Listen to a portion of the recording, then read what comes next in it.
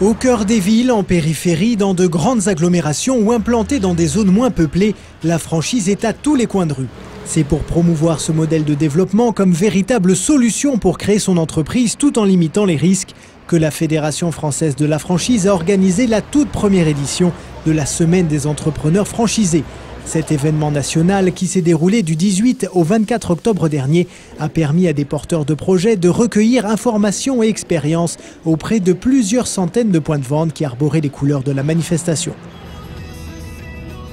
Pour se faire une idée concrète du déroulement de cette semaine des entrepreneurs franchisés, direction d'abord Boulogne, près de Paris, en ce mercredi 20 octobre. Ce magasin est le 5e Montsouffleur ouvert par Jean-Marc Donce, un entrepreneur insatiable et passionné par l'univers de la fleur. Il a accepté de participer à l'événement pour faire partager son expérience et il en est heureux.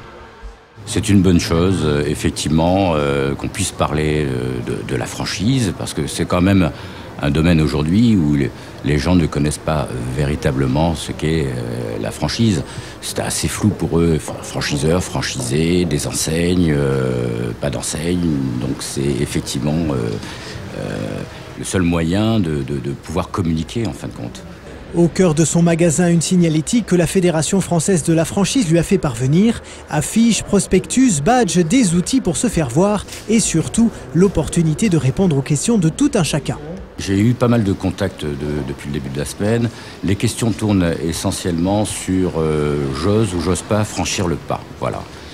Donc quels ont été on va dire les problèmes rencontrés dans un premier temps.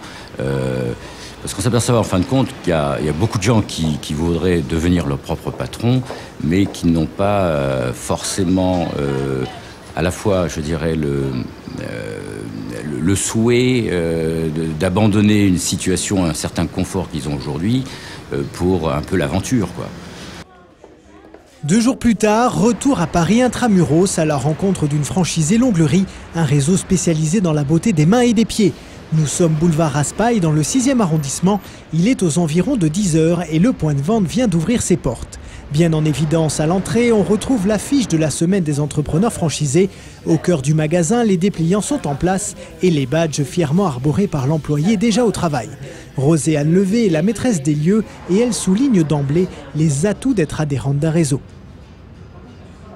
Je me serais lancée en tant qu'entrepreneur, même si je n'étais pas franchisée, mais certainement j'aurais rencontré beaucoup plus de difficultés que je n'ai rencontrées sur mon parcours.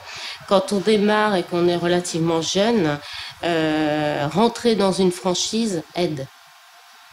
Et nous permet, si vous voulez, certainement de mieux exercer notre métier que si on le démarrait seul, où justement, on devrait peut-être aller dans divers endroits, plus courir, plus être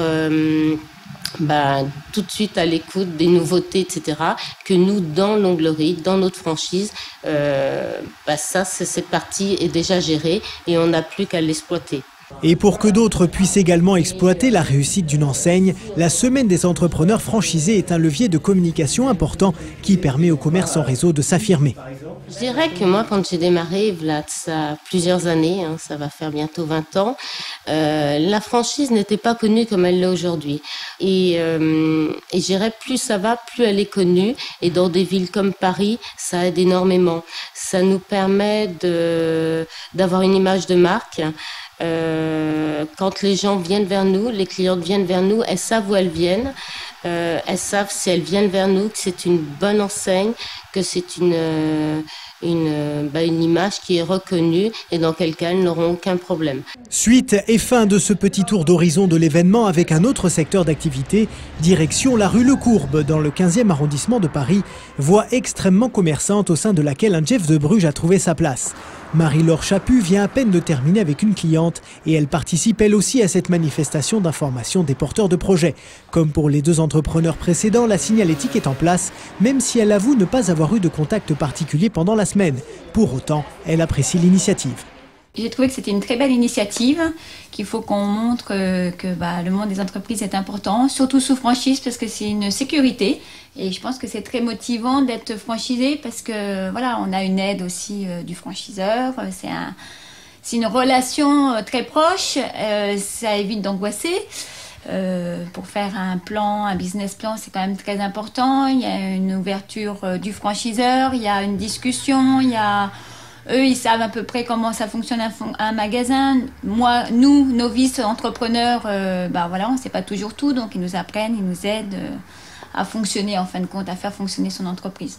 Bien sûr, être franchisé ne dispense pas pour autant d'être un vrai chef d'entreprise avec les corvées que cela implique. Une réalité dont il faut être conscient avant de se lancer.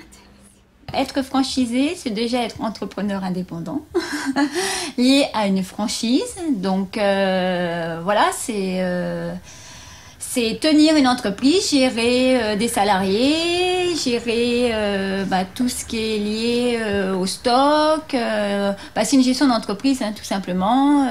Payer un loyer, gérer un bail, gérer tout ce qui est juridique, remplir tous les papiers liés aux cotisations obligatoires, impôts, TVA, du management de personnel, de la gestion des prix, la ventilation, parce qu'en plus dans le chocolat il y a plusieurs TVA, donc faire en sorte que tout soit en règle.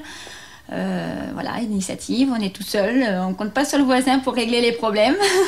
Bilan plus que positif donc pour cette première, même si pour Jean-Marc Donce, le mois d'octobre n'était peut-être pas le plus propice.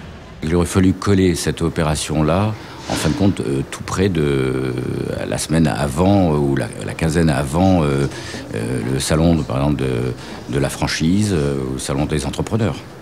Quoi qu'il en soit, la Fédération française de la franchise est déjà en train de penser à la prochaine édition de l'événement, une façon de continuer à tisser du lien entre les enseignes et les entrepreneurs de demain.